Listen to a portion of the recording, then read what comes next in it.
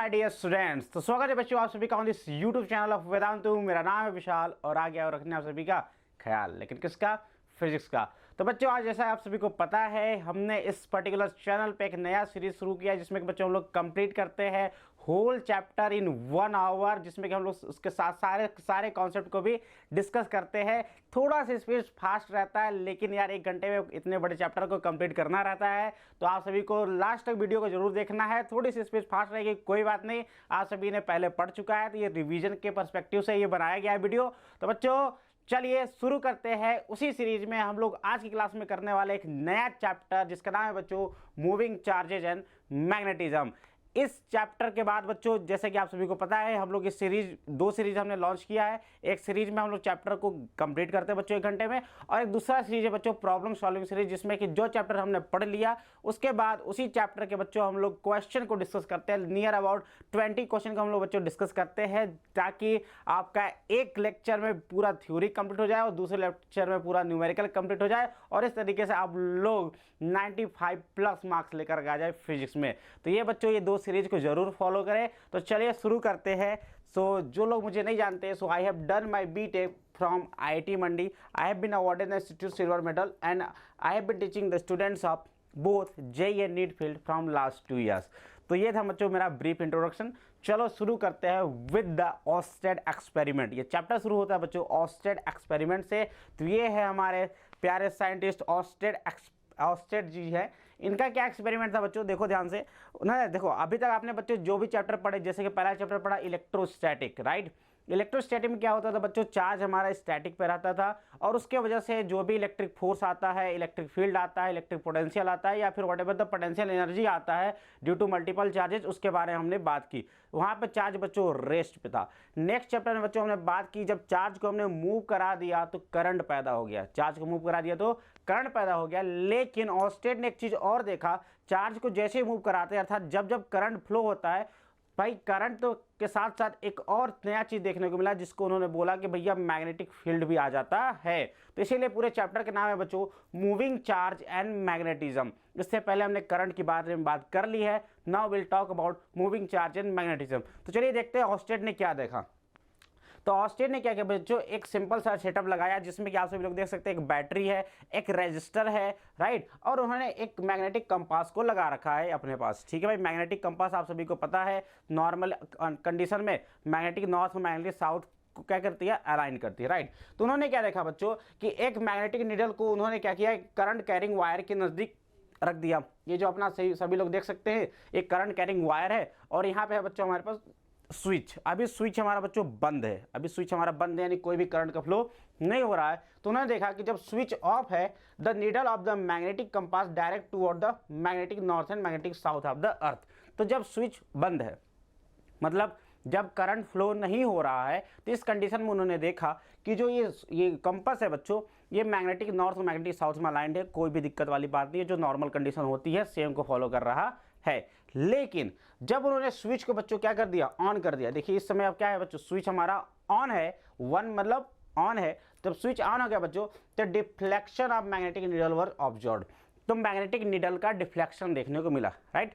तो इसका मतलब क्या है भाई, इसका मतलब ये प्रूव हो गया कि भैया जब तक चार्ज फ्लो हो रहा है, करंट जैसे ही आया, करंट के साथ साथ एक नया चीज आ जाता है जिसको हम लोग कहते हैं मैग्नेटिक फील्ड आता है, राइट। और उन्होंने एक चीज और देखा कि जब उन्होंने करंट की डायरेक्शन को स्विच कर दिया, राइट, प्लस माइनस की जगह माइनस प्लस कर दिया, तो जो डिफ्लेक्शन हो रहा था इस साइड में डिफ्लेक्शन हो गया उस साइड में, राइट। तो उन्होंने ये भी देखा कि reversing the direction of the current reverses the orientation of the needle. और तीसरा ऑब्जर्वेशन, जब उन्होंने देखा कि भैया जब करंट की अमाउंट को उन्होंने बढ़ा दिया, एक बैटरी की जगह 2 बैटरी लगा दिया, ठीक, 2 बैटरी। आज आप सभी को पता है V प्रोपोर्शनल I। अगर भैया वोल्टेज डिफरेंस बढ़ाएंगे तो क्या होगा, करंट भी बढ़ जाएगा। तो उन्होंने देखा कि बच्चों जब वोल्टेज बढ़ा दिया गया तो करंट बढ़ गया, करंट बढ़ने से क्या हुआ, डिफ्लेक्शन भी बढ़ गया, है ना। डिफ्लेक्शन भी क्या हो गया, बढ़ गया। क्या सभी को समझ में आ गया 3 ऑब्जर्वेशन, ठीक है। तो यहां से उन्होंने ये देखा बच्चों कि यहां से उन्होंने ये देखा कि मूविंग चार्ज क्या क्रिएट करता है, मैग्नेटिक फील्ड क्रिएट करता है। और उन्होंने एक चीज और देखा बच्चों कि जो मैग्नेटिक कंपास है, मैग्नेटिक कंपास का जो रास्ता है, मैग्नेटिक कंपास जिस रास्ते पर मूव कर रहा है, राइट, है ना, मैग्नेटिक कंपास को नजदीक लाते जाओ, है ना, तो जिस रास्ते मूव कर रहा है उन्होंने देखा कि ये जो रास्ता है बच्चों मैग्नेटिक कंपास का एक सर्कुलर कॉन्सेंट्रिक लूप है, कॉन्सेंट्रिक सर्कल है। अर्थात मतलब कि जो मैग्नेटिक फील्ड लाइंस हो रही हैं, जो मैग्नेटिक फील्ड लाइन हो रही है बच्चों, जैसे ये वायर हो गया, ये वायर हो गया, ये देख सकते हैं आप सभी लोग, ये वायर है जिसमें करंट आई फ्लो हो रहा है। तो मैग्नेटिक जो कंपास है बच्चों, उसका जो नीडल है कुछ इस तरीके से मोशन कर रहा है, सर्कुलर मोशन कर रहा है इस तार के मतलब इस तार के चारों तरफ, ठीक है। तो आप देख सकते हैं बच्चों, ये होता है हमारे पास ये होता है मैग्नेटिक फील्ड लाइंस, और ये होता है इसका, ये हो गया साइड व्यू, और ये हो गया बच्चों इसका फ्रंट व्यू। अगर आप इधर से देखते हैं, इधर से देखेंगे तो आपको एक कॉन्सेंट्रिक लूप्स दिखेंगे। क्लियर है, समझ गया आगे बात। चलो, 3 इमेजिनरी सर्कल्स को उन्होंने क्या बोला, मैग्नेटिक फील्ड लाइंस। इन इमेजिनरी सर्कल को क्या बोला भाई, मैग्नेटिक फील्ड लाइंस बोला। तो यहाँ से बच्चों हम लोग देख सकते हैं कि जब चार्ज रेस्ट पे रहता है, जब बच्चों चार्ज रेस्ट पे रहता है, जब चार्ज रेस्ट पे रहता है ना, तो यहाँ पे आप सभी लोग देखिएगा, जब चार्ज रेस्ट पे है, और ये है दूसरा, ये करंट कैरिंग वायर है, ये क्या है बच्चों, करंट कैरिंग वायर है, ये दूसरा है चार्ज जो कि रेस्ट पे है। तो उन्होंने क्या देखा कि current carrying wire is neutral and thus does not produce any electric field, has it does not produce any force on the charge particle at rest, right. तो एक वायर है, एक वायर में जब करंट फ्लो होता है बच्चों, तो एक वायर एक तरीके से न्यूट्रल की तरह काम करता है, न्यूट्रल रहता है, इस पर कोई भी इलेक्ट्रिक फील्ड या कोई भी पैदा नहीं करता है। तो इसके सामने अगर कोई भी चार्ज अगर बच्चों रेस्ट पे रखा हो, अगर कोई भी चार्ज इसके सामने अगर रेस्ट पे रखा हो, तो भैया इसके ऊपर कोई भी फोर्स नहीं लगता, कोई भी फोर्स नहीं लगता, याद रखिएगा, जब चार्ज मतलब वायर की वजह से, राइट। लेकिन अब हम लोग कराने वाले चार्ज को मूव, क्या कराने वाले हैं, चार्ज को मूव कराने वाले हैं, और उसकी वजह से मैग्नेटिज्म आ जाएगा। तो उन्होंने क्या देखा कि भैया ये सेम टू सेम तार ले लिया, और जिसमें करंट आई बह रहा है, और हमने क्या किया, ये जो चार्ज है इसको हमने एक v स्पीड दे दिया, v स्पीड से मैंने ऊपर की ओर फेंका, तो हमने देखा कि भैया इसका डिफ्लेक्शन हो गया, इसका क्या हो गया, डिफ्लेक्शन हो गया। यानी कि हमने देखा कि जब चार्ज रेस्ट पे था तो कोई फोर्स ही नहीं लग रहा था, लेकिन जब ये चार्ज मूव करने लगा तो सेम तार ने इसके ऊपर फोर्स लगा दिया, सेम तार ने इसके ऊपर फोर्स लगा दिया, और इसको हम लोग कहते हैं बच्चों मैग्नेटिक फोर्स, राइट। तो deviation of charge particle moving with the constant speed proves that there exist a force on the charge moving near the current carrying conductor, है ना। तो इससे हम लोग क्या देख सकते हैं बच्चों, है ना, कि जब चार्ज मूव करता है तो जरूर कुछ ना कुछ फोर्स तो लग रहा है, यानी कि फोर्स जो है बच्चों 0 के बराबर नहीं है, अदरवाइज डिफ्लेक्शन नहीं होता, अदरवाइज डिफ्लेक्शन नहीं होता। भैया अगर आपने 20 इसको ऊपर भेजा तो उसी डायरेक्शन में जाना चाहिए था, बट ये तो डिफ्लेक्ट हो गया इधर, राइट, यानी कि कुछ ना कुछ फोर्स एग्जिस्ट कर रहा है। Current carrying conductor produce a field which is not electric field, और यहाँ से आप लोग ये समझ सकते हैं कि इलेक्ट्रिक फील्ड तो नहीं है ये, इलेक्ट्रिक फील्ड लगता तो चार्ज रेस्ट पे था तो भी फोर्स लगना चाहिए था, लेकिन चार्ज अपना रेस्ट पे नहीं है, तो भैया क्या होगा, चार्ज अपना रेस्ट पे नहीं है और मूव हमने करा दिया, तो इसकी वजह से एक फोर्स लग रहा है, यानी कि तो इलेक्ट्रिक फील्ड वाला फोर्स नहीं है, ये किसी और प्रकार का फोर्स है ना बच्चों, ठीक है। और ये फोर्स इस तरीके से काम करता है जिस तरीके से हमारा मैग्नेट जिस तरीके से काम करता है, तो इस फोर्स को हमने बोला बच्चों मैग्नेटिक फोर्स, ठीक है। अब आगे देखा उन्होंने और ऑब्जर्वेशन क्या देखा बच्चों, उन्होंने और ऑब्जर्वेशन ये देखा कि अगर आपने चार्ज को बढ़ा दिया, अगर आपने चार्ज को बढ़ा दिया, जैसे पहले Q था आपने 2Q कर दिया, तो डिफ्लेक्शन और बढ़ गया, जो डेविएशन हो रहा है वो और बढ़ जाता है, राइट। अगर आपने चार्ज का पोलैरिटी बच्चों चेंज कर दिया, प्लस की जगह माइनस चार्ज कर दिया, तो उन्होंने देखा कि जो फोर्स लग रहा है वो फोर्स अपोजिट डायरेक्शन में लगने लगा, राइट, यानी डेविएशन इस डायरेक्शन में हो गया, है ना। तो ये अगला ऑब्जर्वेशन था, ये क्या था, अगला ऑब्जर्वेशन था। और उसके बाद उन्होंने देखा बच्चों कि at a particular velocity, particular direction at a particular velocity, है ना। तो उन्होंने एक चीज़ और ऑब्जर्वेशन देखा, हमने पहला ऑब्जर्वेशन चार्ज रेस्ट पे था कोई फोर्स नहीं, चार्ज मूव करा दिया एक फोर्स लग गया, चार्ज को डबल कर दिया ज़्यादा डेविएशन हो गया, चार्ज को निगेटिव साइन कर दिया अपोजिट डायरेक्शन में डेविएशन हो गया, राइट। अब उन्होंने क्या किया कि उन्होंने एक देखा कि भैया अब उन्होंने डायरेक्शन को चेंज करके देखा, अलग अलग डायरेक्शन फेंकने की कोशिश की, इधर इधर इधर, है ना, एक परपेंडिकुलर भी फेंकना, है ना, फेंका, तो एक ऐसा डायरेक्शन उनको मिला कि जिस डायरेक्शन में फेंकने पर इसके ऊपर कोई फोर्स ही नहीं लगा, मतलब इसके ऊपर कोई डेविएशन ही नहीं हुआ, मतलब स्पीड 0 नहीं है, स्पीड से हमने फेंका तो सही, लेकिन हमने इस डायरेक्शन में फेंका कि इसके ऊपर कोई फोर्स ही नहीं लगा, है ना, और उसको हम लोग कहते हैं बच्चों जीरो फोर्स डायरेक्शन, उसको हम लोग क्या कहते हैं बच्चों, जीरो फोर्स डायरेक्शन, ठीक है। और the current carrying conductor produces a non electric field, current carrying conductor जो है ये नॉन इलेक्ट्रिक फील्ड पैदा करता है, जिसको हम लोग कहते हैं मैग्नेटिक फील्ड कहते हैं, बी वेक्टर, और बी वेक्टर का जो डायरेक्शन होता है उसी जीरो फोर्स डायरेक्शन की दिशा में होता है, यानी कि वह पर्टिकुलर डायरेक्शन जिस पे चार्ज को फेंकने पे कोई फोर्स नहीं लगता, उसी डायरेक्शन में मैग्नेटिक फील्ड होता है, इलेक्ट्रिक फील्ड नहीं, क्या होता है, मैग्नेटिक फील्ड होता है, ठीक है। तो लगने वाला फोर्स निकाल लेते हैं हम लोग बात कर लिया फोर्स तो लग रहा है, लेकिन कितना लग रहा है बच्चों, तो उन्होंने देखा ऑब्जर्वेशन से यह देखा बच्चों कि जो लगने वाला फोर्स है चार्ज के प्रोपोर्शनल है, v के प्रोपोर्शनल है, v साइन थीटा के प्रोपोर्शनल है। और तीसरी बात उन्होंने ये देखा कि जो मैग्नेटिक फोर्स जो लग रहा है बच्चों वो b वेक्टर के परपेंडिकुलर होता है और v वेलोसिटी के भी परपेंडिकुलर होता है। अगर हम सभी को मिला देंगे तो आप सभी को लोग देख सकते हैं बच्चों, जो मैग्नेटिक फोर्स निकल के आता है वो होता है q v cross v, q v cross v, यानी मैग्नेटिक फोर्स का जो डायरेक्शन है v क्रॉस b के डायरेक्शन में होगा, अर्थात v और b के क्या होगा, परपेंडिकुलर होगा। वेक्टर इतना पता होगा, राइट, समझ गए सभी लोग। चलो तो v को खोलोगे तो हो जाएगा v sine theta n cap. चले डायरेक्शन ऑफ मैग्नेटिक फोर्स की बात किया जाए तो मैग्नेटिक फोर्स का डायरेक्शन निकालने के लिए आप सभी को राइट हैंड थंब रूल का प्रयोग करना चाहिए। राइट हैंड थंब रूल का प्रयोग आप सभी लोग कर सकते हैं, जिसमें कि आप सभी लोग क्या करेंगे भाई, आप सभी को करना है v क्रॉस b करना है। क्या करना है, v क्रॉस b कीजिएगा और जो अंगूठा होगा that will tell you the direction of magnetic force, right. तो आपने देखा कि जो मैग्नेटिक फोर्स है बच्चों कितना है, q v क्रॉस b के बराबर है ना।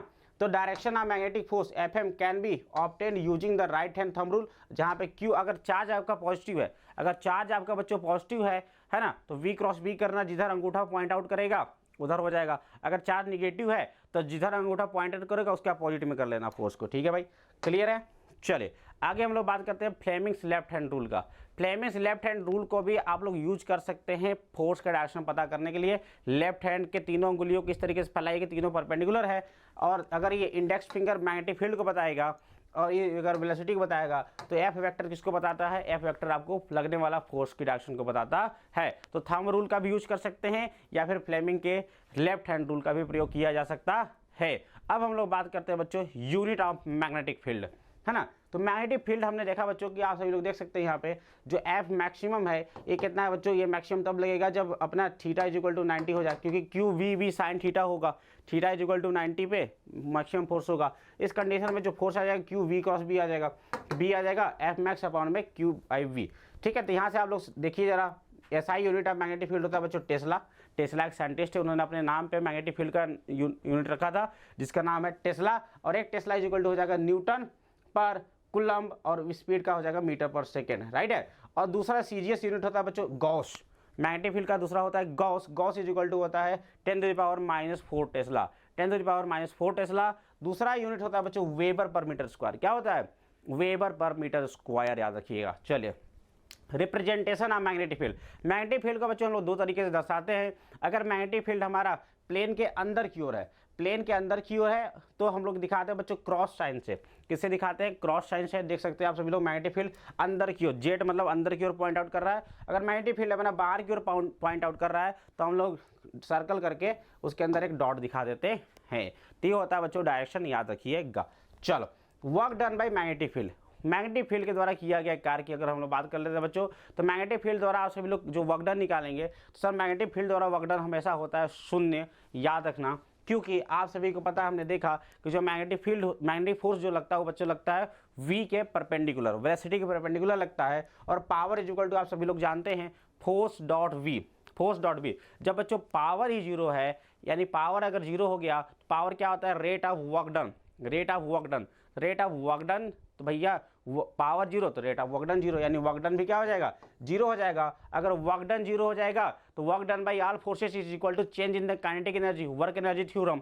तो वर्क डन जीरो तो काइनेटिक एनर्जी में भी चेंज जीरो, अर्थात मैग्नेटिक फील्ड में किसी भी चार्ज को रखने पर उसके स्पीड में कोई भी परिवर्तन नहीं होता, केवल डिफ्लेक्शन होता है, पाथ चेंज हो जाता है, बाकी कोई भी परिवर्तन नहीं होता है, याद रखिएगा, ठीक है। स्पीड उसका जितना था उतनी से बना रहेगा।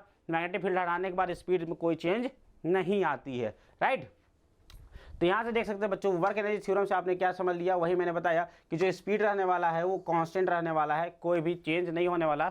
लेकिन जो वेलोसिटी होगा वो चेंज हो जाएगा, क्योंकि डायरेक्शन क्या होगा, चेंज होगा, तो वेलोसिटी भी चेंज हो जाएगा। Variation of magnetic field with theta, theta के साथ मैग्नेटिक फील्ड का अगर वेरिएशन की अगर हम लोग बात करते हैं बच्चों, है ना, तो यहाँ पे आ जाता है f is equal to q b b sine theta. Theta अगर 0 डिग्री है, राइट, थीटा अगर 0 डिग्री यानी वेलोसिटी और बी वेक्टर वेलोसिटी भी उसी डायरेक्शन में जिधर की मैग्नेटिक फील्ड है, तो मैंने बताया था उसको हम लोग कहते हैं जीरो फोर्स डायरेक्शन, राइट। और उस कंडीशन में फोर्स लगता है जीरो। दूसरा कंडीशन है बच्चों, जब अपना मैग्नेटिक फील्ड उधर है और स्पीड इधर है, उस कंडीशन में भी फोर्स लगेगा जीरो, क्योंकि theta is equal to 180 degree.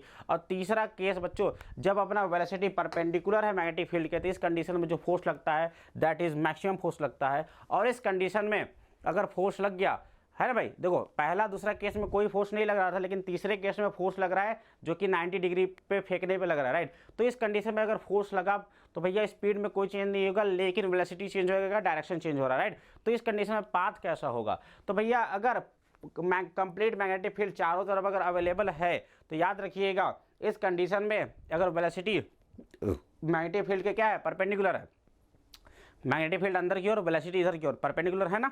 चलिए, तो इस पर फोर्स भी लगता है बच्चों किधर, परपेंडिकुलर लगेगा। तो फोर्स अगर परपेंडिकुलर, देख लो भैया अंगूठे के नियम देख लो, बी वेक्टर इधर, वेलोसिटी इधर, फोर्स किधर आ रहा है, ऊपर की ओर। यानी देखो कहीं भी जाएगा ये फोर्स, देखो इसको हमेशा अंदर की ओर खींचेगा, जिसके वजह से क्या करता है बच्चों, ये सर्कुलर मोशन करने लगता है अगर कंप्लीटली मैग्नेटिक फील्ड अवेलेबल हो तब। दूसरा केस बच्चों की, अगर अपने पास केवल आधा एरिया में मैग्नेटिक फील्ड अवेलेबल है, तो क्या करेगा, ये आधा चक्कर मारने के बाद जब मैग्नेटिक फील्ड खत्म हो जाएगा, तो फिर से अपने सेम स्पीड से बच्चों, फिर से अपने सेम स्पीड से वापस लौट आएगा। अगर उससे भी कम मैग्नेटिक फील्ड है, अगर क्वार्टर मैग्नेटिक फील्ड अवेलेबल है, तो क्वार्टर सर्कल मारेगा, क्या मारेगा, क्वार्टर सर्कल चक्कर मारेगा। और अगर थोड़ा सा भी अवेलेबल है, मतलब जितना भी अवेलेबल रहे उतना में एक आर्क का चक्कर मार देगा, बाकी जो है अपने सेम स्पीड से क्या हो जाएगा, बाहर की ओर निकल जाएगा। ठीक है, इस कंडीशन में बच्चों ध्यान से देखिए जरा, इस कंडीशन में अगर आप लोग देखें, किस कंडीशन में हमारा जो चार्ज है, मूविंग चार्ज क्या कर रहा है, सर्कुलर मोशन कर रहा है ना, क्या कर रहा है, यूनिफॉर्म सर्कुलर मोशन कर रहा है। यूनिफॉर्म सर्कुलर मोशन अगर कर रहा है भैया, तो इस पर लगने वाला फोर्स किसके बराबर हो जाएगा, सेंट्रीपेटल फोर्स, यानी QVB mv²/r के बराबर हो जाएगा। और यहाँ से आप लोग निकाल सकते हैं कि किस रेडियस के पाथ पर चक्कर मारेगा, तो R = mv/qb, बहुत इंपॉर्टेंट फार्मूला है। अगर आपके रेडियस आपने निकाल लिया, तो यहाँ से आप लोग और चीज़ निकाल सकते हैं, जैसे कि एक चीज़ और देखिएगा बच्चों, यहाँ पे Q/m जो होता है दैट इज़ योर, क्या होता है, Q/m को हम लोग कहते हैं स्पेसिफिक चार्ज या फिर चार्ज पर यूनिट मास कहते हैं। इसको अल्फा से दिखाते हैं, इसको ये भी फार्मूला आता है। खैर ये फार्मूला आपके काम का है, ये सब कोई काम के नहीं है, ठीक है। उसके बाद अगर टाइम पीरियड पूछते हैं, तो टोटल चक्कर लगाने में जो लगा समय होता है उसको हम लोग टाइम पीरियड कहते हैं। टोटल चक्कर में लगा गया समय मतलब दूरी बटा चाल, दूरी कितना है 2πr, पूरा सर्कमफेरेंस, चाल हो गया v, राइट। r की वैल्यू हमने देखा था, mv/qb सॉल्व कर देंगे, 2πm/qb आ जाएगा। फ्रीक्वेंसी अगर आपसे पूछे तो frequency is equal to 1/t, इसका उल्टा कर दीजिए तो qb/2πm हो जाएगा। एंगुलर स्पीड क्या होता है भाई, 2π/t होता है, कर दो तो यहाँ से आ जाएगा qb/m हो जाएगा। क्लियर है, तो यहाँ से आप सभी लोग देख सकते हैं बच्चों कि जो T है, F है, ओमेगा है, इस स्पीड के इंडिपेंडेंट है, स्पीड पे कोई डिपेंड नहीं करता हो, किस पर डिपेंड करते हैं, केवल और केवल मैग्नेटिक फील्ड पर डिपेंड करते हैं। अगला बात करते हैं हम लोग बच्चों हॉल इफेक्ट की। किसकी बात करते हैं, हॉल इफेक्ट। अपने पास है क्या बच्चों, एक करंट कैरिंग कंडक्टर है, जिसमें कि हमने करंट फ्लो करा रखा है। ये देखो बैटरी से जुड़ा है, करंट कैरिंग मतलब करंट फ्लो हो रहा है। इसका हमने एक छोटा सा एलिमेंट ले लिया, जिसको हमने कर दिया है जूम। क्या कर दिया भाई, इसको हमने कर दिया है जूम। अगर यहाँ पे देखें बच्चों, तो इसमें जो है करंट कैरिंग कंडक्टर, इसमें क्या होंगे, फ्री इलेक्ट्रॉन्स होंगे। क्या होंगे भाई, फ्री इलेक्ट्रॉन्स होंगे। अब चूंकि मैग्नेटिक फील्ड में भी रखा हुआ है, ये देख सकते हैं, ये जो पोर्शन है किस में रखा हुआ है, ये मैग्नेटिक फील्ड में रखा है। मैग्नेटिक फील्ड किधर है भाई, अंदर की ओर है, तो मैग्नेटिक फील्ड में रखा है। और अगर चार्ज है इसके अंदर, फ्री इलेक्ट्रॉन चार्ज होगा, तो अगर मैग्नेटिक फील्ड में रखा है, चार्ज है, तो चार्ज पर लगेगा फोर्स, जो कि होगा -EV×V, -EV×V हो जाएगा। क्लियर है कि नहीं क्लियर है, ठीक है। अब देखो इस पर जो फोर्स लगेगा बच्चों, एक मैग्नेटिक फोर्स लगेगा। मैग्नेटिक फोर्स किधर कितना हो जाएगा भाई, तो देखो स्पीड कितना है इसका, देखो भैया करंट अगर इधर फ्लो हो रहा है, तो इलेक्ट्रॉन किधर जा रहे होंगे, उधर ऊपर की ओर जा रहे होंगे, तो इलेक्ट्रॉन का स्पीड होगा J कैप में, और मैग्नेटिक फील्ड है हमारा -K कैप में। तो यहाँ से देख सकते हैं J×K I हो जाएगा, और ये हो जाएगा माइनस प्लस हो जाएगा। यानी कि इलेक्ट्रॉन पर जो फोर्स लग रहा है वो किधर लग रहा है सर, I कैप में लग रहा है। यानी कि जितने भी इलेक्ट्रॉन्स हैं वो इस वायर के इधर की ओर आकर के एक्यूमुलेट हो जाएंगे, ठीक है, इधर की ओर आकर के एक्यूमुलेट हो जाएंगे। और जितने प्लस चार्ज होंगे वो इधर की ओर एक्यूमुलेट हो जाएंगे। क्या हो जाएंगे, इधर की ओर एक्यूमुलेट हो जाएंगे, राइट है।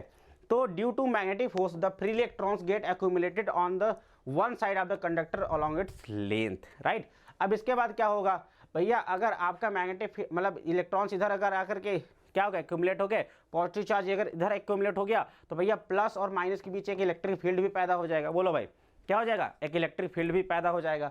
तो electron moves with the drift velocity vd।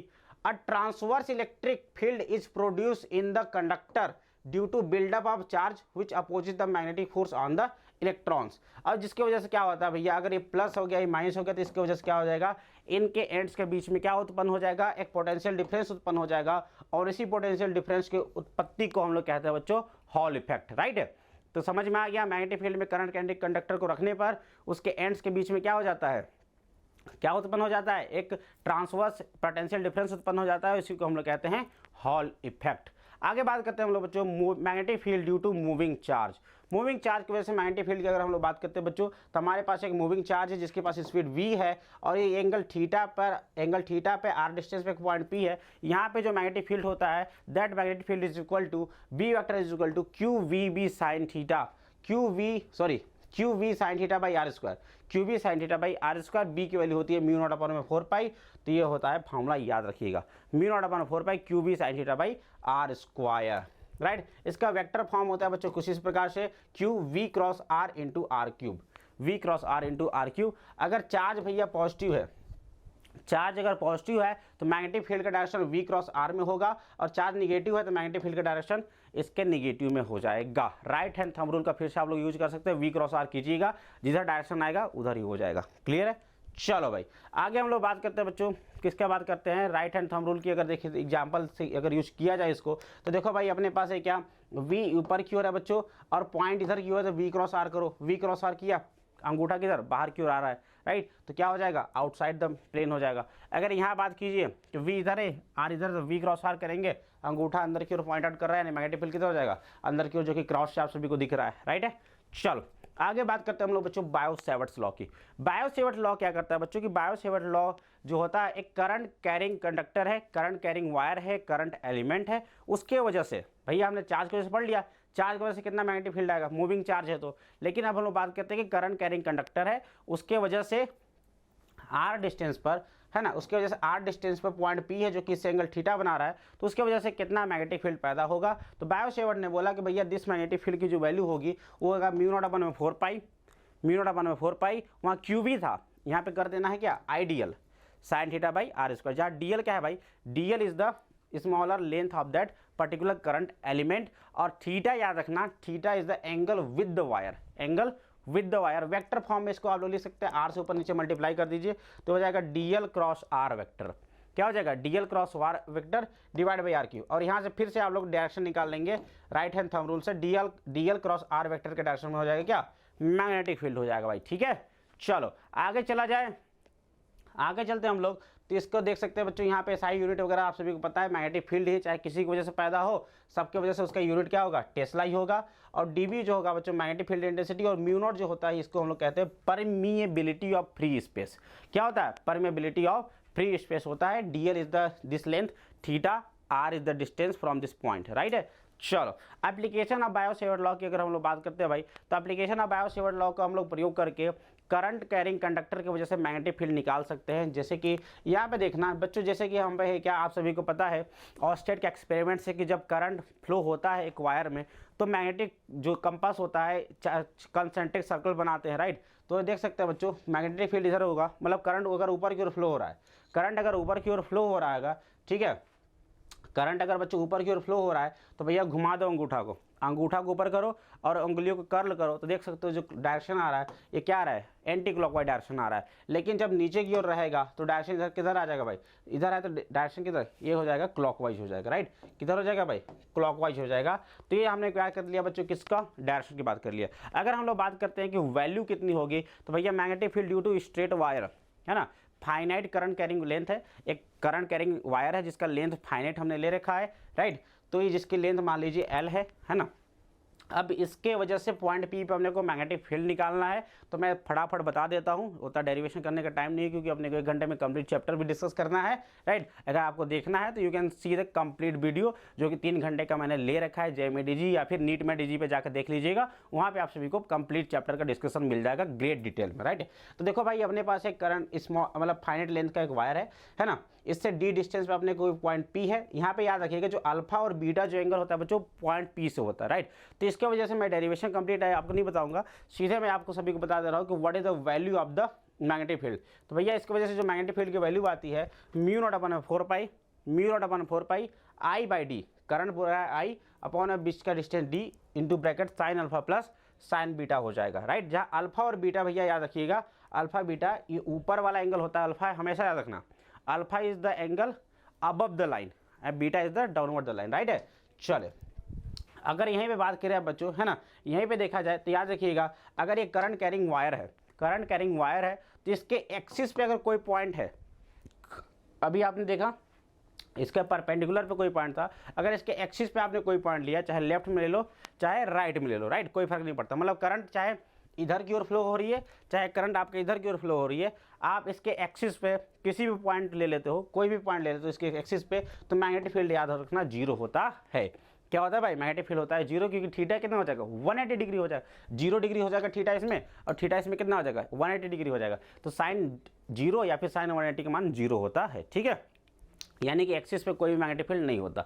अगर अपने पास है बच्चों एक सेमी इनफाइनाइट वायर है जिसका एक एंड इन्फिनिटी पे गया है और दूसरा एंड अपने को पता है कहाँ पर है, राइट, तो इसको बच्चों इसके वजह से यहाँ पे अगर मैग्नेटिक फील्ड आपसे पूछे तो आप लोग देख सकते हैं कि ये वाला एंगल जो बीटा है वो कितना हो गया 0 हो गया, और अल्फा हो गया भाई 90 डिग्री। अगर इसको आप लोग रख देते उस पर्टिकुलर फॉर्मूला में तो मैग्नेटिक फील्ड आ जाता है mu naught upon 4 pi I upon में D, mu naught upon 4 pi I upon में D, this is the magnetic field, है ना, एट मतलब for the semi infinite wire. लेकिन अपने पास बच्चों दोनों तरफ से इन्फिनिटी पे गया है तो अल्फा बीटा दोनों 90 रख दो और यहाँ से वैल्यू आ जाएगा साइन अल्फा साइन बीटा दोनों 1 1 हो जाएंगे, राइट, तो 2 से 2 कैंसिल, तो हो जाएगा अपने पास म्यू नॉट आई अपॉन में 2 पाई डी। याद रखना ये सब फॉर्मूले, म्यू नॉट अपॉन में 2 पाई आई बाई डी, राइट है। इसके बाद हम लोग बात करते हैं बच्चों, अगर सर्कुलर आर्क है, हमने वायर की वजह से बात कर लिया, फाइनाइट लेंथ की वजह से बात कर लिया, सेमी फाइनाइट की वजह से बात कर लिया और इनफाइनाइट की वजह से बात कर लिया, राइट। अब हम लोग बात कर लेते हैं बच्चों किसका, एक आर्क की वजह से। तो भैया एक आर्क है ना, आर्क पे हम लोग फिर से क्या लेंगे, एक डीएल लेंथ का क्या ले लेंगे,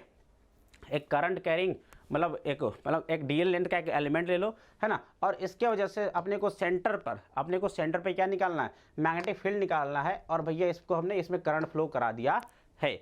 चल तो यहाँ पे बच्चों वही बायो सेवर्ट लॉ लगा लो, तो यहाँ से जो फॉर्मूला निकल के आता है किसी भी, जैसे ये दोनों है बच्चों, है ना, ये जो आर्क है सेंटर पे कितना एंगल सब्स्टिट्यूट कर रहा है, थीटा एंगल सब्स्टिट्यूट कर रहा है, तो फॉर्मूला चीज़ आपसे भी क्या रखना है, b naught is equal to, मतलब जो मैग्नेटिक फील्ड होगा एट सेंटर पे वो होता है b is equal to mu naught upon में 4 पाई आई अपॉन में into theta, mu naught upon 4 pi I upon में इंटू थीटा, राइट, यानी कि जहाँ पे वहाँ पे वायर के लिए था उसके साथ उसके में यहाँ पे आपको थीटा थोड़ा सा एक्स्ट्रा लगा देना है। अब इसी में अगर डिफरेंट केसेस की बात कर लेते हैं, जैसे सेमी सर्कल की बात कर लिया जाए, है ना, एक सेमी सर्कल की बात कर लिया जाए तो थीटा सेंटर पे कितना है पाई है, तो थीटा की वैल्यू अगर आप पाई रख देते हैं तो पाई से पाई कैंसिल, ये आ जाएगा म्यू नॉट आई अपॉन में 4a। लेकिन अगर अपने पास बच्चों क्या है, अगर अपने पास एक क्वार्टर सर्कल है यानी थीटा इज इक्वल टू कितना हो जाएगा 90 डिग्री यानी पाई बाई 2 हो जाएगा, तो रखोगे तो हो जाएगा बच्चों म्यू नॉट आई अपॉन में 8a हो जाएगा, राइट। और अगर अपने पास कंप्लीट सर्कल है जो कि वेरी इंपॉर्टेंट है, इस पे आप लोग सवाल भी एक्सपेक्ट कर सकते हो, राइट, जिस पे हम लोग सवाल करेंगे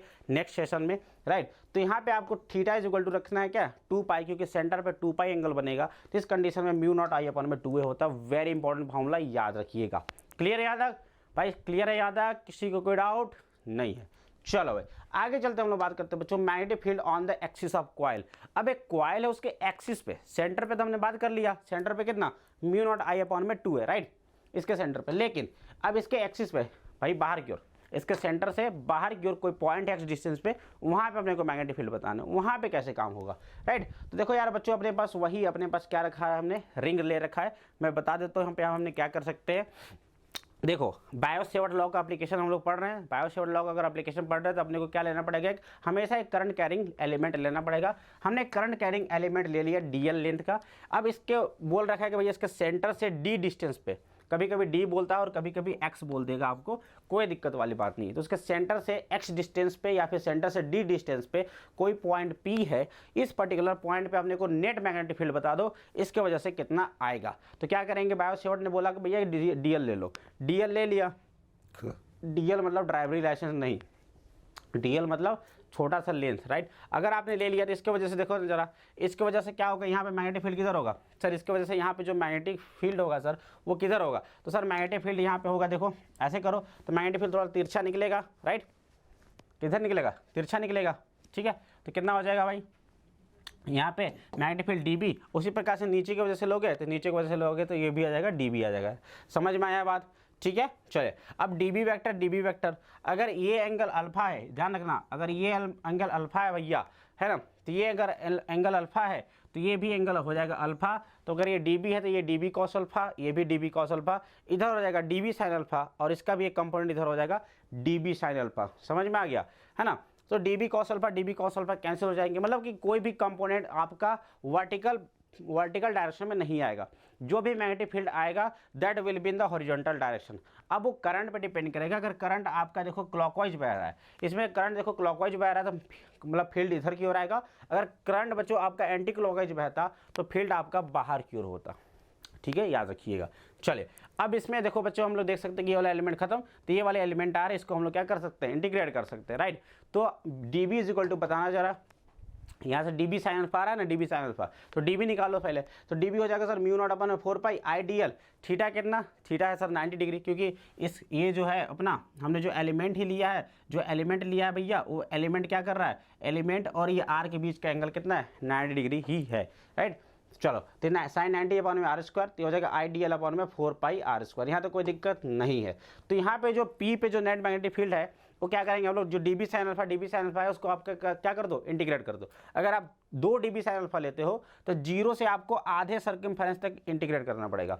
अगर केवल एक ही साइन अल्फा लेते हो, मतलब केवल डीबी साइन अल्फा लेते हो, तो पूरा इंटीग्रेट करना पड़ेगा। तो भैया हमने अगर एक ही साइन अल्फा लिया तो हमने 2 बार मतलब पूरे सर्कमफेरेंस के लिए इंटीग्रेट कर देंगे, तो क्या हो जाएगा, b is equal to d b sine alpha का इंटीग्रेशन, राइट। तो क्या हो जाएगा 0 से 2 पाई, क्योंकि मैंने क्या लिया है, केवल डी बी साइन अल्फा लिया है। अगर मैं 2 डी बी साइन अल्फा लेता तो यहाँ पे 2 नहीं लगाता। समझ में आया बात, ठीक है। तो इसको हम मिटा देते हैं। तो ये हो गया 0 से 2 पाई है डी बी का, ये डी बी का हमने वैल्यू जस्ट निकाला, अभी देखो ये निकाल लिया। और साइन कहाँ गया, साइन अल्फा देखो क्या हो जाएगा भाई, साइन अल्फा होता है बच्चों परपेंडिकुलर अपॉन में हाइपोटेनस, परपेंडिकुलर ए अपॉन में हाइपोटेनस आर, ए अपॉन में आर, है ना। तो देखो जरा क्या क्या हो जाएगा, म्यू नॉट आई ए अपॉन में 4 पाई आर क्यूब हो जाएगा, और डीएल का इंटीग्रेशन हो जाएगा 2 पाई ए, है ना। रखो दो सॉल्व कर दोगे तो बी इक्वल टू आ जाएगा म्यू नॉट आई ए स्क्वायर अपॉन में 2 आर क्यूब। और आर क्या है, आर क्या है भाई, आर को आप लोग लिख सकते हो ये डी स्क्वायर प्लस ए स्क्वायर, है ना भाई, हाइपोटेनस, ठीक है। तो हो जाएगा इसको आप लोग लिख सकते हैं आर स्क्वायर को लिख सकते हैं डी स्क्वायर प्लस ए स्क्वायर, और आर क्यूब है तो क्या करोगे, आर क्यूब कर देंगे तो हो जाएगा इसका बच्चों कितना, 3/2 हो जाएगा, राइट, 3 हो जाएगा, ठीक है। तो यहाँ से देख सकते हो जो मैग्नेटिक फील्ड आता है भाई, मैग्नेटिक फील्ड की वैल्यू आती है म्यू नॉट आई ए स्क्वायर अपॉन में 2 डी स्क्वायर प्लस ए स्क्वायर की पावर 3/2। समझ में आ गया क्या बात, किसी कोई दिक्कत यहाँ तक, ठीक है, याद रहेगा। इसमें कुछ स्पेशल केस है, अगर आपसे एक्सियल पॉइंट पे पूछे तो हमने एक्सियल पॉइंट पे हमारा ये डेरिवेशन आ गया, फार्मूला याद रखना म्यू नॉट आई ए स्क्वायर, बोलो भाई म्यू नॉट आई ए स्क्वायर, ए क्या है उसका रेडियस का स्क्वायर अपॉन में 2 डी स्क्वायर प्लस ए स्क्वायर की पावर 3/2। अब ये डी से बहुत लोग कंफ्यूज होंगे, कभी कभी ये एक्स भी लिखा रहता है, कोई दिक्कत वाली बात नहीं है। अगर आपसे सेंटर पे पूछे तो सेंटर पे डी कितना 0, सेंटर पे डी 0, तो भैया यही याद करो, अभी हमने जस्ट प्रूव किया था ना आर्क वाले की वजह से, है ना, ये आया था। और अगर डी बहुत दूर है, अगर इसके एक्सिस पे बहुत दूरी पर कोई पॉइंट है, वहाँ पे मैग्नेटिक फील्ड निकालना है ना, तो वहाँ पे ये हो जाएगा बच्चों, क्या करना, डी स्क्वायर प्लस ए स्क्वायर को सिंपली डी स्क्वायर लिख दीजिए, क्योंकि ए स्क्वायर नेग्लेक्ट हो जाएगा, तो ये वैल्यू आ जाएगा। क्लियर है। अब हम लोग बात करते हैं बच्चों नेक्स्ट टॉपिक अपना एम्पियर सर्किटल लॉ। किसकी बात करेंगे, एम्पियर सर्किटल लॉ। क्या सभी लोग तैयार हैं, चलो भाई, ठीक है। चलो एम्पियर ने क्या बोला भाई, एम्पियर ने अपना सर्किटल लॉ दिया, उन्होंने क्या बोला कि the line integration of b dot D l, line integration of b dot D l along any closed path is in a region is equal to mu naught times the total current crossing the enclosed area, right। अपने पास है बच्चों क्या, एक कोई भी close path ले लिया, हमने क्या ले लिया, एक कोई भी क्लोज पाथ ले लिया, और उसके अंदर बहुत सारे करंट एलिमेंट है जो कि ऊपर नीचे जा रहे हैं। किसी में करंट ऊपर जा रहा है, किसी में करंट नीचे जा रहा है, आपने कोई मतलब नहीं है। 5 एम्पियर ऊपर जा रहा है, 3 एम्पियर नीचे जा रहा है, मतलब 5 में से 3 घटा देंगे तो 2 एम्पियर ऊपर जा रहा है, बस वो हो जाएगा आई इनक्लोज। और इन्होंने क्या बोला कि magnetic field into d l, b vector dot D l का लाइन इंटीग्रेशन मतलब मैग्नेटिक फील्ड का डीएल के साथ इंटीग्रेशन जो होगा, उन्होंने बोला कि mu naught times I enclose होता है। और इसका प्रयोग करके एम्पियर सर्किटल लॉ का प्रयोग करके आप लोग बच्चों निकाल सकते हैं you value of the magnetic field. Magnetic field की वैल्यू क्या होगा, समझ में आएगी यह बात, ठीक है। तो आप लोग मैग्नेटिक फील्ड की वैल्यू निकाल सकते हैं। चला देखिए जाए कैसे इसको यूज किया जाता है, कैसे इसको आप लोग यूज करेंगे। तो सबसे पहले आपका काम रहेगा एम्पियर सर्किट लॉ को यूज करने के लिए सबसे पहले आप सभी का प्रोसेस रहेगा कि draw Ampere's loop and assign a sense of rotation to it. सबसे पहले आपको क्या करना है भैया, एक एम्पियर लूप ड्रॉ कर लीजिए। एम्पियर लूप जनरली क्या होता है, सर्कल होता है। सोलेनॉइड की डेरिवेशन में हम लोग एम्पियर लूप को एक रेक्टेंगुलर में मानते थे, याद है। चलो क्या हो जाएगा, तो भैया एक अपने पास करंट कैरिंग वायर है, एक और दो, जिसमें एक पहले वाले में करंट देखो डॉट बनाया हुआ, यानी करंट देखो बाहर की ओर जा रहा है। दूसरे वाले में करंट किधर जा रहा है, अंदर की ओर जा रहा है, राइट। क्रॉस मतलब अंदर की ओर जा रहा है, तो बाहर वाले को पॉजिटिव बोला, अंदर वाले को निगेटिव बोल दिया। और हमने एक ले लिया क्या, एक लूप ले लिया। अब इस लूप का हमने सेंस ऑफ रोटेशन बता दिया कि ये जो लूप है बच्चों कुछ इस तरीके से रोटेट कर रहा है, ठीक है, और डीएल भी इसी डायरेक्शन में रोटेट कर रहा है। चलो उसके बाद क्या करना है, राइट हैंड थंब रूल का यूज करना है बच्चों डायरेक्शन निकालने के लिए, है ना। राइट हैंड थंब रूल का यूज कर लेंगे हम लोग क्या, डायरेक्शन निकालने के लिए, ठीक है। तो डायरेक्शन भैया अगर करंट आपका अपवर्ड में है, करंट अगर आपका अपवर्ड डायरेक्शन में है तो देख लेना, है ना। तो करंट अगर अपवर्ड डायरेक्शन में है तो लूप किधर बनेगा, है ना, ऐसे बनेगा कि ऐसे बनेगा, समझ में आया। चलो उसके बाद डीएल ले लीजिए और उसके बाद क्लोज इंटीग्रेशन इसका निकाल लीजिए और यहाँ से बी निकाल लीजिएगा। जैसे कि बच्चों हम लोग बात करते हैं एक लॉन्ग स्ट्रेट वायर है। लॉन्ग स्ट्रेट वायर देखो बच्चों करंट किधर बह रहा है, ऊपर की ओर बह रहा है। करंट अगर ऊपर की ओर बह रहा है तो राइट हैंड थंब रूल लगा करके सेंस ऑफ रोटेशन निकाल लो। भैया ऊपर है तो ये बन जाएगा किधर, ये हो जाएगा सर अपना एंटी क्लॉकवाइज, यानी कि अपना इस तरीके से बन जाएगा। हमने ले लिया क्या, ले लिया डीएल एलिमेंट ले लिया, और बी वेक्टर भी किसी डायरेक्शन में होता है, उसी डायरेक्शन में होता है, राइट। तो कर दो b dot DL is equal to क्या हो जाएगा, बी डॉट डीएल। और देखो बी डॉट डीएल मतलब b DL cos theta, theta कितना है भाई 0 डिग्री है, तो क्या हो जाएगा बी डीएल कॉस 0, यानी कि सिंपली हो जाएगा बी डॉट डीएल। और बी डॉट डीएल, डीएल का इंटीग्रेशन, भैया ये डीएल क्या है, सर्कुलर पाथ है जिसकी रेडियस है आर, तो कितना हो जाएगा 2 पाई डी। अगर रेडियस आपका डी दे रखा है, राइट, तो हो जाएगा 2 पाई डी हो जाएगा, क्या हो जाएगा 2 पाई डी हो जाएगा, राइट है। उसके बाद एम्पियर के लॉ से भैया करंट कितना इनक्लोज है, आई है, तो b into 2 pi D, B dot DL का वैल्यू कितना आ गया, b into 2 pi D is equal to mu naught I, और यहाँ से आपने निकाल लिया म्यू नॉट आई अपॉन में 2 पाई डी। और याद करो यही सेम फार्मूला आया था इनफाइनाइट वायर की वजह से आर डिस्टेंस पे, क्या सेम फार्मूला आया था सर, बिल्कुल सेम फार्मूला आया था, राइट। तो एम्पियर्स लॉ को इस तरीके से आप लोग यूज कर सकते हैं, समझ में आ गया, ठीक है। तो magnetic field due to an infinite current carrying wire, तो बच्चों अगर आप लोग देखें, है ना, तो इनफाइनाइट करंट कैरिंग वायर से पॉइंट पी जो है इतने डिस्टेंस पे, तो आप लोग क्या करेंगे, एक लूप बना लेंगे, है ना। क्या बना लेंगे भाई, ये क्या आ गया, हाँ चलो एक चीज़, हाँ इसमें हम लोग बात करते हैं बच्चों, है ना, कि अपने पास एक करंट कैरिंग वायर है, करंट कैरिंग वायर के से पॉइंट पी पर अपने को मैग्नेटिक फील्ड निकालना है। तो हम लोग 3 केसेस की बात करेंगे। जो पॉइंट है ये पॉइंट पी इस तार के अंदर है, तार के सरफेस पे, तार के बाहर है ना। तो सबसे पहला पॉइंट हम लोग लेते हैं कि magnetic field inside the wire. Inside the wire अगर मैग्नेटिक फील्ड अगर अपने को निकालना है, वायर अपना सॉलिड है, याद रखना सॉलिड है वायर। भैया देखो पूरे क्रॉस सेक्शन में करंट जो बह रहा है वो कितना है, आई है, जो कि पाई आर स्क्वायर में बह रहा है, राइट। तो अपने को कौन सी क्रॉस सेक्शन, इस डी वाले डिस्टेंस वाले क्रॉस सेक्शन में करंट चाहिए, तो बेसिकली हो जाएगा ये आई अपॉन में पाई आर स्क्वायर। भैया पर यूनिट एरिया में इतना करंट बह रहा है तो अपने को पाई डी स्क्वायर में चाहिए, तो ये हो जाएगा पाई डी स्क्वायर। तो भाई पाई से पाई कैंसिल हो जाएगा, I D square by are square. और this is the I enclose within this loop, है ना। तो क्या हो जाएगा भाई, तो b इंटू 2 पाई डी, अभी बताया था 2 pi D is equal to mu naught I by pi R square into pi D square. Pi से पाई कैंसिल, तो जो मैंने बताया था सेम आ जाएगा। यानी अंदर जो मैग्नेटिक फील्ड आ गया भाई क्या आ रहा है, mu naught I D upon में 2 पाई आर स्क्वायर। जो मैग्नेटिक फील्ड है अंदर वो प्रोपोर्शनल टू डी है। देखो अंदर की जो मैग्नेटिक फील्ड है सेंटर से डिस्टेंस के क्या है, प्रोपोर्शनल है। अगर बाहर की बात कर लिया जाए भाई, बाहर की अगर बात कर लो, है ना, अभी करंट कैरिंग वायर हो गया और इसके बाहर कोई पॉइंट पी है, क्या है भाई अपने पास बाहर पॉइंट पी है, तो हम लोग क्या बना लेंगे सर, एम्पियर लूप बना लीजिए। तो क्या हो जाएगा b into 2 pi D is equal to I enclose, क्या हो जाएगा भाई इस लूप में था आई इनक्लोज, क्या पूरे तार से कितना करंट फ्लो हो रहा था वही हो जाएगा, तो सिंपली ये हो जाएगा। तो यहाँ से आप लोग देख सकते हैं इसका जो ग्राफ है, बाहर की ओर आ मतलब अंदर की ओर जब b प्रोपोर्शनल d था और अंदर की ओर जो बाहर की ओर जो था बच्चों b proportional to 1 by D आ गया, राइट। तो इस तरीके से इसका वेरिएशन चलता है। अगर यहीं पे बच्चों अपने पास हॉलो सिलिंड्रिकल वायर है, क्या रहे भाई, हॉलो सिलिंड्रिकल वायर है, तो हॉलो सिलिंड्रिकल वायर है मतलब ये जो वायर है अपना खोखला है, तो अंदर कोई भी करंट नहीं बहेगा, जो भी करंट बहेगा भैया अपने सरफेस पे बहेगा। तो अंदर आई इनक्लोज कितना हो जाएगा, 0, आई इनक्लोज 0, तो अंदर कोई भी मैग्नेटिक फील्ड नहीं आएगा। और बाहर की अगर बात कर लिया जाए, बाहर वाले पॉइंट की बात कर लिया जाए, तो बाहर वाले पॉइंट के लिए जो मैग्नेटिक फील्ड होगा क्या हो जाएगा, करंट तो है इस वायर में, तो क्या हो जाएगा b into 2 pi D is equal to mu naught I. तो आउटसाइड जो मैग्नेटिक फील्ड होगा हो जाएगा बच्चों म्यू नॉट आई अपॉन में 2 पाई डी। कितना हो जाएगा म्यू नॉट आई अपॉन में 2/d। यानी कि अंदर जो था बच्चों, अंदर जो मैग्नेटिक फील्ड था वो जीरो था, है ना, और उसके बाद मैग्नेटिक फील्ड इस तरीके से बढ़ना घटना शुरू हो जाता है। समझ में आ गया क्या? क्लियर है यहाँ तक? कोई डाउट यहाँ तक? तो एम्पियर सर्किटल लॉ किस तरीके से हम लोग यूज करके निकाल सकते हैं, हो जाएगा काम। चलो आगे हम लोग बात करते हैं बच्चों अपना नेक्स्ट टॉपिक सोलेनॉइड पे। किसकी बात करते हैं हम लोग? Now will talk about solenoid. Solenoid क्या होता है भाई?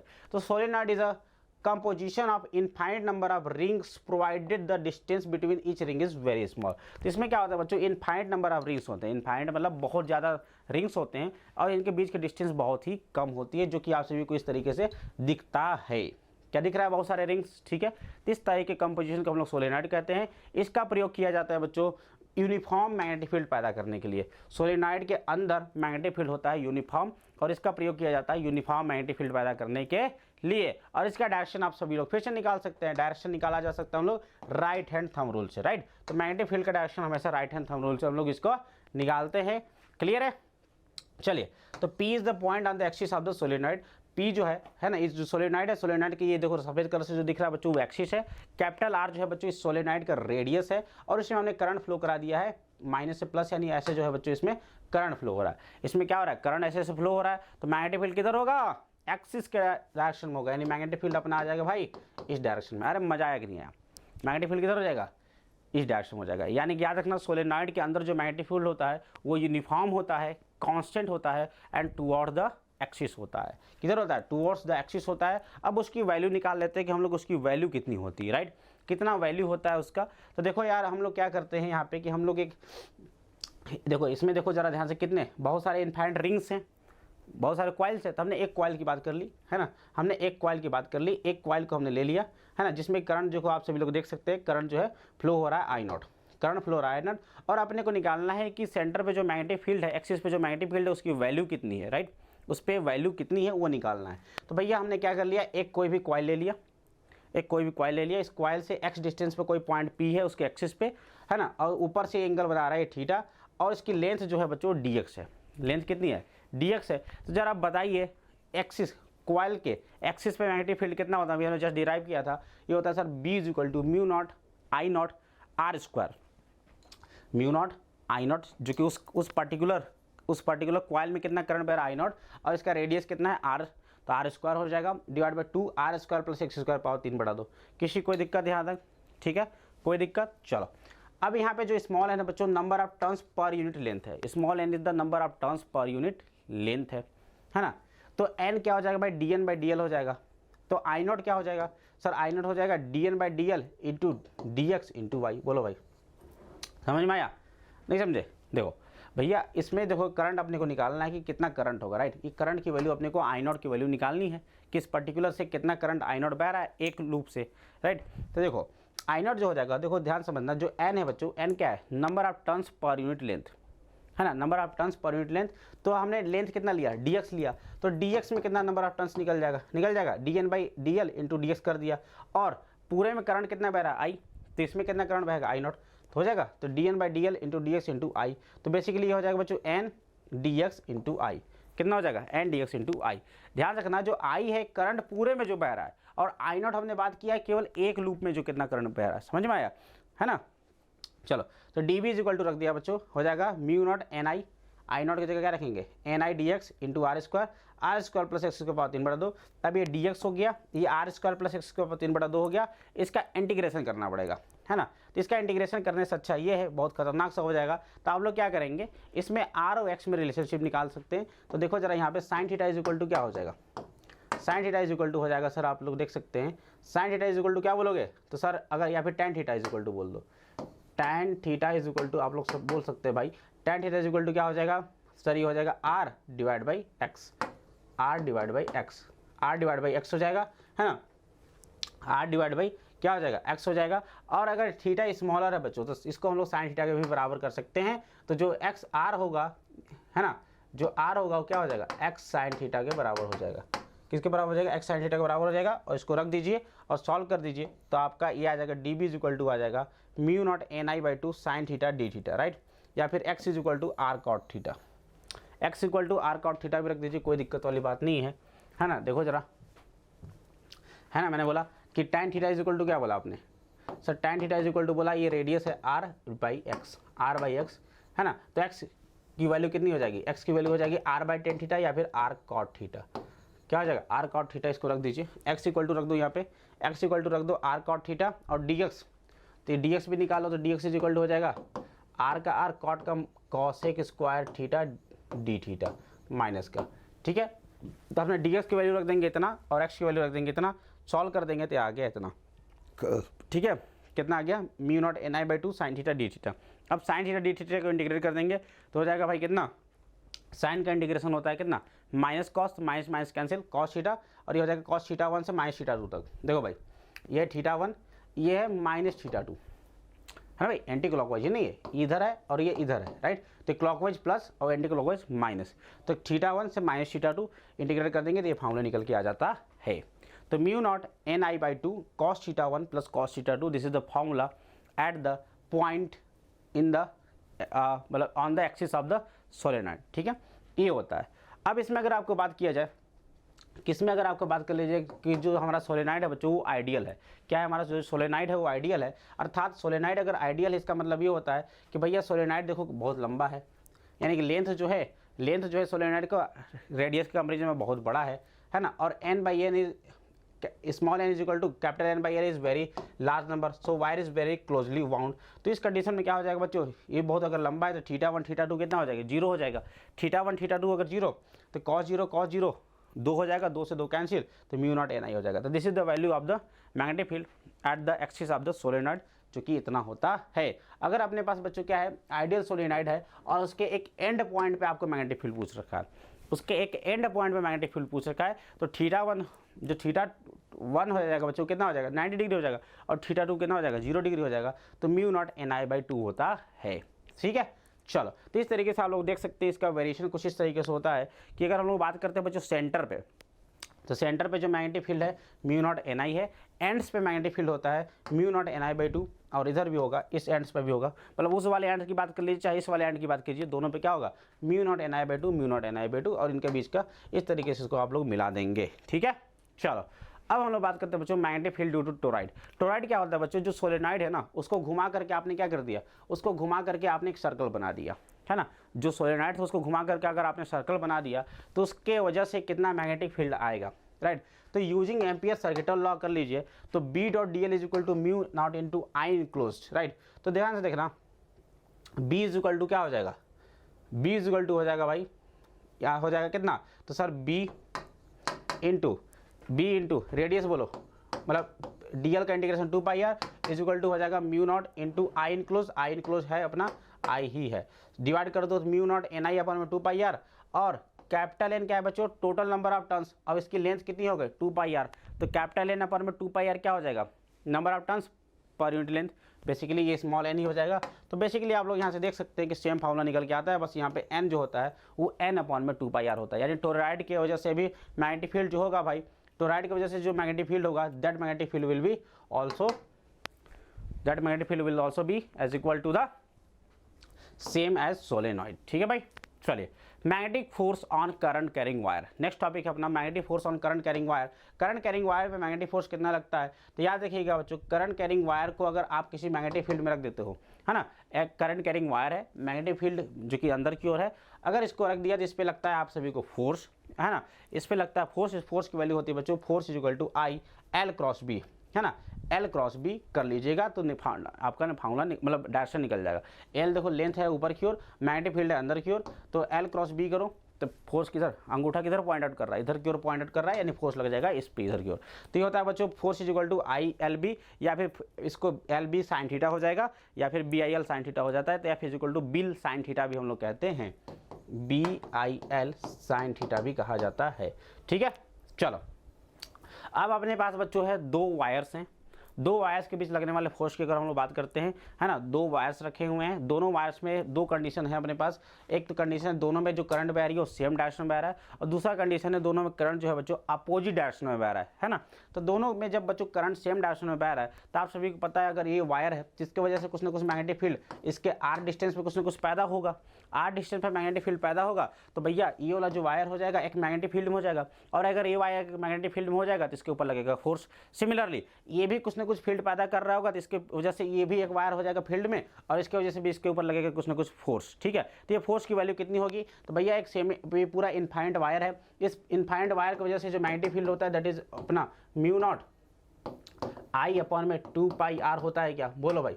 ठीक है, या फिर बीच का डिस्टेंस डी है तो डी बोल दो, ये हो गया मैग्नेटिक फील्ड। फोर्स की वैल्यू होता है बी आई एल, क्या होता है भाई बी आई एल, क्या हो जाएगा, तो पहले वाले में करंट है I1 और इस पे लगा रहे हो, इस पे निकाल रहे हो फोर्स, तो इसमें करंट कितना बह रहा है I2 बह रहा है, तो फोर्स पर यूनिट लेंथ क्या हो जाएगा, फोर्स पर यूनिट लेंथ हो जाएगा भाई म्यू नॉट, बी की वैल्यू कितना म्यू नॉट I1 अपॉन में 2 पाई डी इंटू करंट हो गया I2। तो याद रखना ये फार्मूला निकल के आता है mu naught I1 I2 upon में 2 pi D, this is the force per unit length acting on this wire. Same force इस पे लगेगा और सेम फोर्स इस पे लगेगा, क्लियर है, कोई दिक्कत वाली बात नहीं है। याद है आपको ये रखना है कि भैया अगर दोनों वायर में अगर सेमी डायरेक्शन में करंट फ्लो होता है तो फोर्स ऑफ अट्रैक्शन लगता है, और अगर डायरेक्शन अगर अपोजिट हो जाए तो इस कंडीशन में फोर्स ऑफ रिपल्शन लगता है, याद रखना। और वैल्यू कितनी होती है, इतनी होती है। इस पर सवाल आप लोग बोर्ड में 100% एक्सपेक्ट कर सकते हो।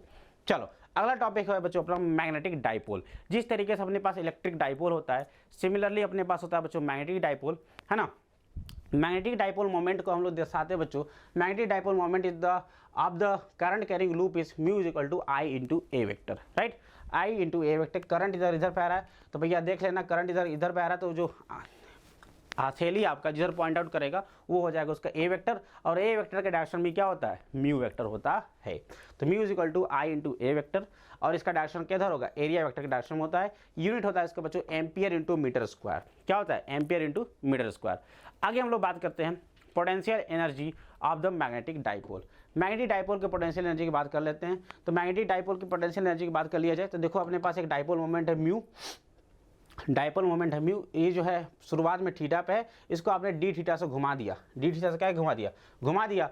तो जो आप सभी को पता है बच्चों कि जो इस छोटा सा जो वर्कडन होगा that will be tau into D theta, घुमाने में जो काम किया जाएगा टाउ इंटू डी थीटा हो जाएगा, और D W is equal to हो जाएगा टाउ इज इक्वल टू क्या होता है, टाउ इज इक्वल टू होता है बच्चों म्यू बी, क्या होता है टाउ इज इक्वल टू होता है क्या म्यू क्रॉस बी होता है, क्या होता है म्यू क्रॉस बी, तो यानी म्यू बी साइन थीटा हो जाएगा इंटू डी थीटा आ जाएगा, राइट।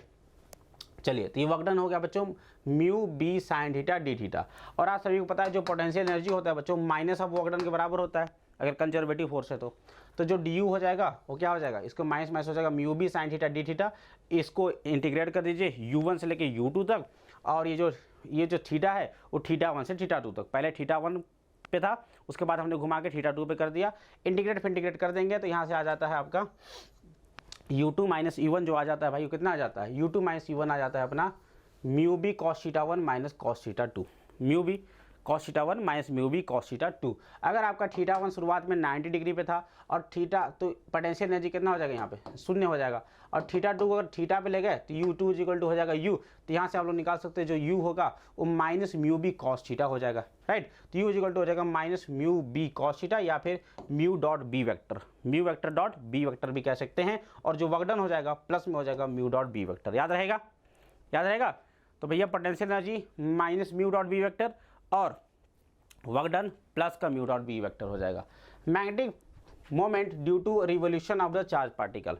अब चार्ज पार्टिकल एक सर्कुलर लूप में घूम रहा है तो उसकी वजह से करंट पैदा होगा, अब उसकी वजह से कितना मैग्नेटिक मोमेंट होता है ये भी बढ़िया टॉपिक है देखना। तो भैया अगर अपने पास देखो करंट नहीं है, अब अपने पास क्या है चार्ज पार्टिकल घूम रहा है, चार्ज पार्टिकल v स्पीड से सर्कुलर लूप कर रहा है तो उसकी वजह से क्या होगा करंट पैदा होगा, है ना। करंट अगर पैदा हो गया इस डायरेक्शन में तो भैया मैग्नेटिक मोमेंट हो जाएगा ऊपर की ओर, क्योंकि एरिया वेक्टर आ जाएगा ऊपर की ओर। तो ये मैग्नेटिक मोमेंट कितना होगा तो उसके लिए अपने को करंट चाहिए, तो करंट कितना हो जाएगा, तो करंट के लिए अपने को चाहिए भैया करंट इज इक्वल टू आप सभी को पता है Q/T होता है, करंट कितना होता है Q/T होता है, राइट। तो सबसे पहले टाइम पीरियड निकालो, टाइम पीरियड आप सभी को पता है बच्चों 2πr अपॉन में v हो जाएगा, ठीक है। और करंट कितना हो जाएगा, तो करंट हो जाएगा भाई Q अपॉन में T, तो रख दीजिए तो आ जाएगा QB अपॉन में 2πr, क्या हो जाएगा QB अपॉन में 2πr। मैग्नेटिक मोमेंट जो होता है mu is equal to I into A होता है, तो आई की वैल्यू हमने निकाल लिया QB अपॉन में 2πr, और एरिया कितना हो गया इसका πr स्क्वायर, तो यहाँ से आ जाएगा भाई mu is equal to QRB upon में 2, क्या हो जाएगा mu is equal to Q R V upon में 2 हो जाएगा। और angular moment of the particle, angular momentum of the particle होता है M V R, L is equal to M V R. तो यहाँ से क्या निकालोगे, यहाँ से वी आर की वैल्यू निकाल लीजिए तो हो जाएगा एल अपॉन में एम, एल अपॉन में एम यहाँ रख दोगे तो आ जाएगा mu is equal to Q by two M into L, Q by two M into L हो जाएगा, है ना। तो मैग्नेटिक मोमेंट के दो फॉर्मूला याद रखिएगा, क्यू आर बी अपॉन में 2 या फिर Q by two M into L, ठीक है, याद रहेगा। चलो आगे चलते हैं हम लोग नेक्स्ट टॉपिक की ओर। अपना लास्ट टॉपिक है इस पर्टिकुलर सब्जेक्ट, इस पर्टिकुलर चैप्टर का, जिसका नाम है बच्चों मूविंग कॉइल गैल्वेनोमीटर, ठीक है। चलो भाई, तो बात करते हैं हम लोग मूविंग कॉइल गैल्वेनोमीटर। सबसे पहले इसकी कहानी बताता हूँ मैं, होता क्या है। तो बच्चों मूविंग कॉइल गैल्वेनोमीटर क्या होता है, एक ऐसा डिवाइस होता है जिसका प्रयोग किया जाता है स्मॉलर अमाउंट ऑफ करंट को भी मेजर करने के लिए, मतलब थोड़ा सा भी करंट अगर अवेलेबल है ना तो उसको मेजर करने के लिए, मतलब ज़्यादा करंट को मेजर करने के लिए इसका उपयोग नहीं होता है ना। इसका प्रिंसिपल ये है कि जब एक करंट कैरिंग लूप को हम लोग क्या करते थे बच्चों, एक मैग्नेटिक फील्ड में रखते हैं। जैसा कि आप सभी लोग देख सकते हैं, ये नॉर्थ पोल है या साउथ पोल है, तो नॉर्थ साउथ पोल के बीच में हमने क्या रखा है, एक रखा है बच्चों, हमने क्या रखा है, एक अपने पास मूविंग कॉइल रख रखा है ना, एक कॉइल रख रखा है ना। तो क्या होगा बच्चों, आप सभी को पता है, जब आप एक मैग्नेटिक फील्ड में एक कॉइल को रखते हैं तो कॉइल पे लगेगा क्या, फोर्स लगेगा, फोर्स की वजह से क्या लगेगा, टॉर्क लगेगा, है ना, क्या लगेगा, टॉर्क लगेगा। और टॉर्क की वजह से क्या होगा बच्चों, ये कॉइल घूम जाएगा, राइट। तो जब भी इसमें करंट फ्लो होगा, जब भी इस वायर में करंट आप फ्लो कराएंगे, है ना, जब भी इस वायर में बच्चों आप लोग करंट फ्लो कराएंगे तो क्या होगा सर, करंट फ्लो कराने की वजह से क्या होगा कि इसमें आ जाएगा, एक आ जाएगा भैया क्या, मैग्नेटिक फील्ड आ जाएगा, है ना। और एक मैग्नेटिक फील्ड अपने पास ऑलरेडी यहाँ पे है नॉर्थ से साउथ डायरेक्शन में, जो कि आप सभी को दिख रहा है, राइट। तो ये हो जाएगा करंट कैरिंग वायर। और करंट कैरिंग वायर पे आप सभी को पता है बच्चों क्या लगता है, मैग्नेटिक फोर्स लगता है। मैग्नेटिक फोर्स की वजह से क्या होता है, एक टॉर्क पैदा हो जाता है। इस टॉर्क की वजह से क्या होता है बच्चों, जैसे इसमें करंट पैदा बहा, इसके ऊपर लग गया टॉर्क, टॉर्क की वजह से क्या हो जाएगा, घूम जाएगा। घूमने की वजह से जो सुई दिखता है आप सभी को फाइनल, वो होता है बच्चों, वही आपको डिफ्लेक्शन बताता है। यानी कि जैसे इसमें करंट बहना शुरू होगा, इसको हमने ऑलरेडी मैग्नेटिक फील्ड में रख रखा है, जैसे ही इसमें हमने करंट को लगाया, है ना, जैसे ही आपने इसको यूज किया करंट मेजर करने के लिए, तो इससे क्या होगा, करंट होकर बहेगा। तो करंट बहा यानी किसकी वजह से लगा, क्या इस पर टॉर्क लगा, टॉर्क की वजह से क्या हो जाएगा बच्चों, ये घूम जाएगा। घूमने की वजह से क्या हो जाता है, अपने को सुई में डिफ्लेक्शन दिख जाता है, और कितना डिफ्लेक्शन होगा वो हम लोग मेजर कर सकते हैं। क्या दिक्कत, ठीक है भाई। चलो तो अब ध्यान रखना, डिफ्लेक्शन हो गया, करंट को उसने मेजर तो कर दिया, लेकिन जब याद रखना, अगर अपने को भाई क्या करना है, अगर अपने को फिर से दोबारा यूज करना है, अगर अपने को दोबारा यूज करना है तो भैया वो जो डिफ्लेक्शन हो चुका है उसको जीरो पे होना पड़ेगा, तब तो हम लोग दोबारा यूज कर पाएंगे, राइट। तो क्या करते हैं हम लोग, उसके साथ साथ हम लोग क्या करते हैं बच्चों, एक टॉर्सनल वायर लगा देते हैं, जो कि क्या करता है, जो टॉर्क पैदा हुआ उसके अपोजिट में टॉर्क लगा देता है ये, राइट। तो जैसे डिफ्लेक्शन होगा, जैसे डिफ्लेक्शन हो गया, करंट हमने फ्लो कराया, डिफ्लेक्शन हो गया, जैसे करंट मतलब जैसे ही आपने उन तारों को हटा दिया, यानी जैसे ही करंट बहना शुरू हो गया, मतलब बंद हो गया, करंट बहना जैसे ही बंद हो गया, तो ये टॉर्सनल कॉइल क्या कर देगा, उसके ऊपर अपोजिट टॉर्क लगा करके इसको फिर से जीरो पे ला देगा, ताकि हम लोग इसको दोबारा यूज कर सके, ठीक है। ये पूरी होती है कहानी। तो हम लोग जितना टॉर्क बच्चों मैग्नेटिक फील्ड की वजह से पैदा होता है, सेम टॉर्क हम लोग लगाते हैं किसकी वजह से, टॉर्सनल वायर की वजह से लगाते हैं। ये है उसका पूरा थ्योरी, समझ में आ गया। चलो अब ध्यान रखना, इसका प्रिंसिपल यही है बच्चों कि galvanometer is sensitive device to use detect very low current. बहुत लो अमाउंट ऑफ करंट को पता करने के लिए भी इसका प्रयोग किया जा सकता है। A coil placed in uniform magnetic field experiences a torque when an electric current is set up, है ना, बता दिया मैंने आप सभी को। और जो deflection of the coil is proportional to the current in the coil, जितना ज़्यादा करंट बहवाओगे उतना ही ज़्यादा डिफ्लेक्शन होगा, जितना ज़्यादा करंट बहवाओगे उतना ज़्यादा डिफ्लेक्शन होगा, है ना। तो भैया डिफ्लेक्शन तो हो गया, वो डिफ्लेक्शन बता दिया, तो हम लोग क्या करते हैं, हम लोग एक एक्स्ट्रा टॉर्क लगाते हैं, जिसको हम लोग कहते हैं रिस्टोरिंग टॉर्क। वो टॉर्सनल वायर की वजह से क्या लगाते हैं, एक्स्ट्रा टॉर्क लगाते हैं। और इस एक्स्ट्रा टॉर्क की जो वैल्यू होती है बच्चों कितना होता है, माइनस सी थीटा, क्योंकि रिस्टोरिंग है इसलिए हम लोग माइनस सी थीटा यूज करते हैं, है ना। तो मैग्नेटिक फील्ड की वजह से जो टॉर्क होगा, मैग्नेटिक फील्ड की वजह से जो टॉर्क होता है बच्चों होगा एम क्रॉस बी, क्या होगा एम क्रॉस बी। और टॉर्सनल वायर की वजह से जो रिस्टोरिंग टॉर्क लग रहा है, वो दोनों टॉर्क क्या हो जाएंगे, बराबर हो जाएंगे। यानी कि M B sine alpha, M B sine alpha जो होगा बच्चों सी थीटा के बराबर हो जाएगा। तो यहाँ से आप लोग निकाल सकते हैं क्या, यहाँ से आप सभी लोग निकाल सकते हैं भाई आई की वैल्यू। तो एम सभी लोग जानते हैं, एक आई एम क्या होता है, आई इंटू ए, एम क्या होता है आई इंटू ए। तो आई इज इक्वल टू निकाल सकते हैं हम लोग सी थीटा अपॉन में, और नंबर ऑफ टर्न्स भी रहे तो हो जाएगा एन आई ए। तो क्या हो जाएगा, आई इज इक्वल टू हो जाएगा सी थीटा अपॉन में N A B sine alpha, N A B sine alpha. तो यहाँ से आप सभी लोग देख सकते हैं जो आई है जो है बच्चों is equal to C theta upon में N A B sine alpha आ गया, यानी जो आई हो गया प्रोपोर्शनल टू थीटा हो गया, आई प्रोपोर्शनल टू थीटा हो गया, यानी कि जो करंट है वो डिफ्लेक्शन के मतलब जो डिफ्लेक्शन होगा, यानी जो थीटा जो डिफ्लेक्शन है भाई वो क्या होगा प्रोपोर्शनल टू करंट है, यानी जितना ज़्यादा आप करंट बहवाएंगे उतना ही ज़्यादा आप सभी को डिफ्लेक्शन देखने को मिलेगा। तो करंट अगर हमने बच्चों इतना देख लिया, थीटा अगर अल्फा इज इक्वल टू अगर 90 डिग्री है तो आई हो जाएगा सी थीटा अपॉन में एन ए बी, और सी अपॉन में एन ए बी को हम लोग कहते हैं कांस्टेंट, सी और अपॉन में एन ए बी कांस्टेंट, तो यहाँ से हम लोग देख सकते हैं आई इज इक्वल टू हो जाएगा के थीटा, है ना। इसका मतलब ये हो गया कि जो आई है प्रोपोर्शनल टू थीटा, जो कि मैंने आप सभी को पहले भी समझा दिया, यानी कि जितना ज़्यादा क्या होगा, जितना ज़्यादा आप लोग वेरिएशन कराएंगे, जितना ज़्यादा आप लोग करंट पैदा कराएंगे उतना ही ज़्यादा आपको सभी को डिफ्लेक्शन देखने को मिलेगा। और बात सही भी है, हमारा पर्पज भी तो ये है ना यार कि ज़्यादा हाई वोल्टेज है तो ज़्यादा डिफ्लेक्शन दिखाओ, कम करंट है तो कम डिफ्लेक्शन दिखाओ, जो कि नॉर्मल होता भी स्टेबलाइजर वगैरह आपने देखा होगा, राइट। या फिर बाइक चलाते हो आप लोग तो जो स्पीडोमीटर होता है उसमें जितना ज़्यादा एक्सीलेटर लेते हो उतना ज़्यादा सुई उसका दिखाता है 120, हाँ समझ में आ रहा है कि नहीं आ रहा, ठीक है। चलो तो आगे देखा जाए, अब हम लोग बात करते हैं तो प्रिंसिपल हो गया इसका, है ना। हमने देख लिया कि जो करंट है that is proportional to theta, right. अब हम लोग बात करते हैं बच्चों सेंसिटिविटी की, है ना। तो sensitivity of moving coil galvanometer, तो दो प्रकार की सेंसिटिविटी होती है, एक होता है बच्चों करंट सेंसिटिविटी और दूसरा होता है वोल्टेज सेंसिटिविटी। करंट सेंसिटिविटी क्या होता है, तो करंट सेंसिटिविटी होता है बच्चों थीटा अपॉन में आई,